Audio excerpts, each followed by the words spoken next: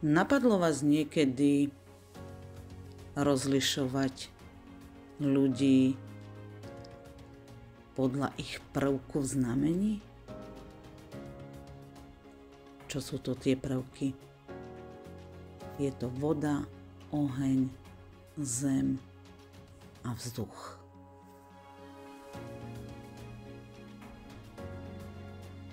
Keď sa pozrieme na naše vzťahy, niekedy si nerozumieme, niekedy sú vyhrotené stavy, niekedy nechápeme toho druhého, alebo on nechápe nás, ale týmto si práve môžeme nejako vysvetliť alebo nejako pochopiť aj samých seba, ale aj toho druhého. Takže pozrime sa na toho druhého. Dajme tomu, keď si vezmeme príklad oheň a voda. Ako na seba pôsobí oheň a voda? Oheň. Čo znamená oheň? V každom jednom prvku je niečo výhodné, niečo krásne, niečo pozitívne, niečo prosperujúce. A aj naopak, niečo zničujúce, niečo, čo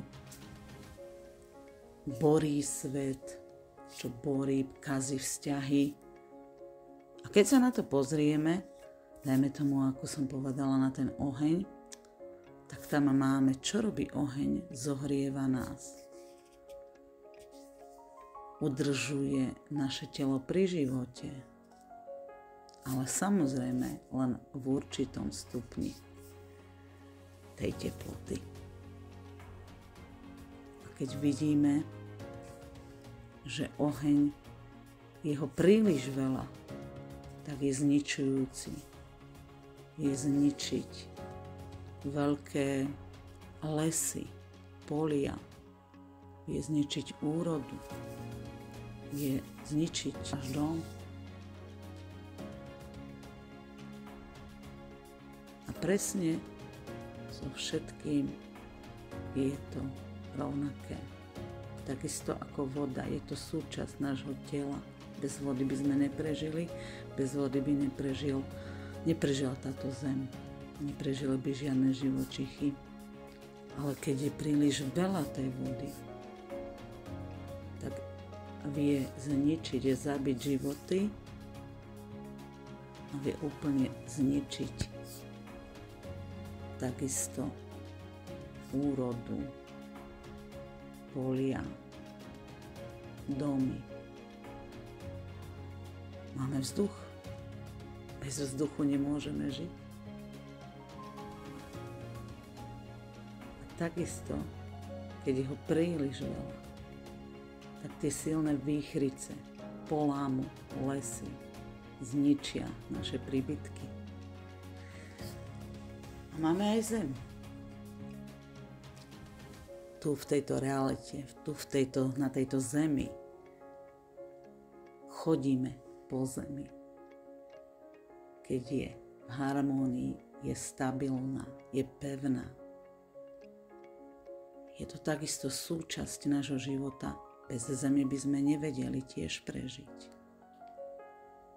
Ale keď sa zem začne triasť a je úplne narušená, tak príde zemetrasenie, ktoré nám zničí takisto veľmi veľa vecí.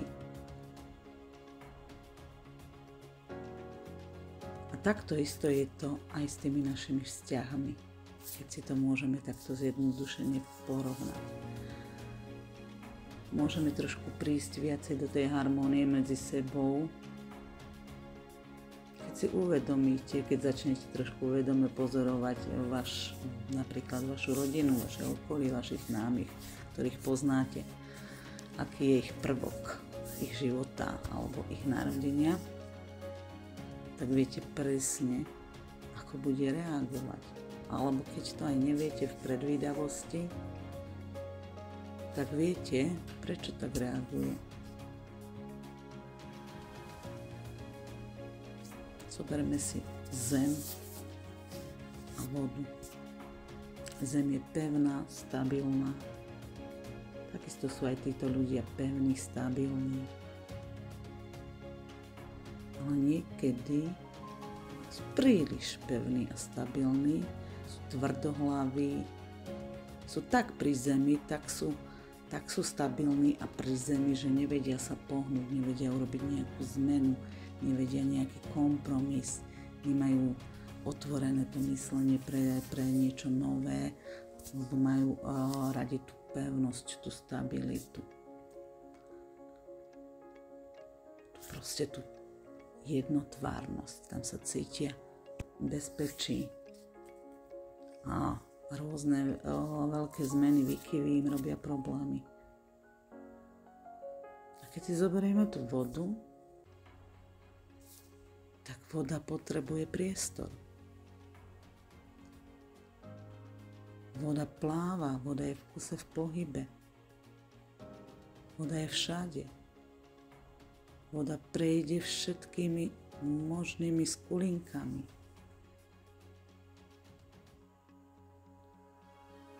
Ale takisto, keď tá voda je príliš silná, príliš veľké vlny dáva,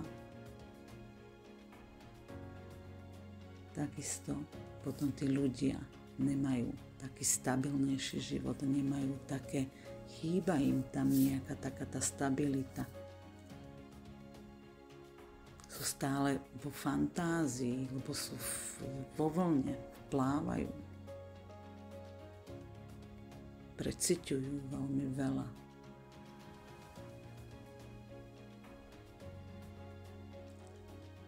Oheň a vzduch. Oheň je sila. Oheň je začiatok. Oheň je rýchlosť. Oheň je pružnosť. Oheň je flexibilita. Ale takisto je oheň nerozvážnosť. Príliš rýchle rozhodovanie, príliš spálujúce, nekompromisné, keď je príliš zažatý ten oheň. Vzduch. Vzduch je vizionár, vzduch lieta, vzduch je všade okolo nás. Je to fantázia, jednoducho. Vzduch je úplne voľný.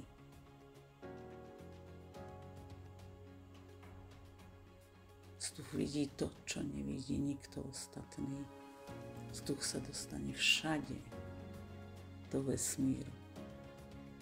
Presne takí sú aj ľudia zo vzdušných znamení. Sú to vizionári. Vidia úplne niečo nové. To, čo ešte tu na Zemi možno nikto ani netuší. Ale práve aj toto môže byť pre nich skľúčujúce, že sú úplne v iných myšlienkach, sú úplne v inej energii a tu na Zemi, keď sú príliš tým pritiahnutí, keď sú príliš len v tých svojich vzdušných veciach, tak dokážu jednoducho možno odsúdiť tých ľudí z tejto zemskej reality alebo nimi trošku pohrdať, že nevidia to, čo vidia už oni. Tam nastávajú proste aj tieto naše disharmónie.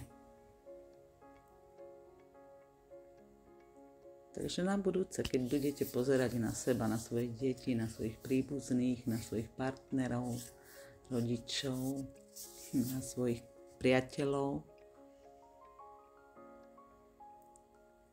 tak pozrite sa na nich trošku inými očami. A buďte zhovievaví. Buďte zhovievaví Pozrite sa na tie ich dary, ktoré majú. Pozrite sa na svoje dary, ktoré máte vy. A hlavne tie dary, ktoré máte vy, dávajte do harmónie. Používajte ich vy vedome, tak aby neškodili, tak aby vám boli darom. Používajte ich na správnych miestach, v správnych okamihoch, s správnymi ľuďmi. Váš život bude ľahší s tými ľuďmi, ktorí nevedia o tomto, alebo tomu nedávajú možno nejakú váhu, tak majte zhovievavosť. Pozrite sa na neho ako na človeka, ktorého je to súčasťou. Prechádza si svojim životom podľa seba. Má na to právo žiť tak, ako chce on žiť. A vy dostanete odmenu. Vašou odmenou bude to, že budete v harmónii. Pochopíte ho. Nebudete ho toľko odsudzovať. Nebudete sa s ním porovnávať. Budete vidieť v ňom tie dary. Má ich také, aké ich má on. A vy máte zase svoje.